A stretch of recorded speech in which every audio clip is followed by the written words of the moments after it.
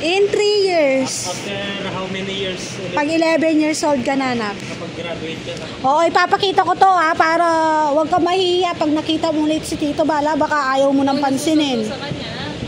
Baka hindi mo na papansinin mo pa si Tito Bal kahit 11 years old ka na. Awa ha. Wait ka. Papadalan ka namin ng pera ni Tito Bal. Papadalan mo ba siya ng gatas? Oo. Ilan ka ba ko? Sa Friday na. Bali, 2 tulog na lang. Bakit yes? Excited ka? Nakalola kasi. Wala na din mag-store sa akin. Ay! Oy, anong walang mangi-istorbo? Lagi akong nagpa-call sa'yo. Black kita. Bad? Di mo nakakalab. pera. Kalab mo pala ako kasi Pero babak. wala man kita. Wala naman talaga akong pera, anak ko. Akala ko makapunta sa Cyprus. Wala kang pera. Nang utang lang ako kay mami ni Tito Bal, kay Lola. Magkano? 100,000.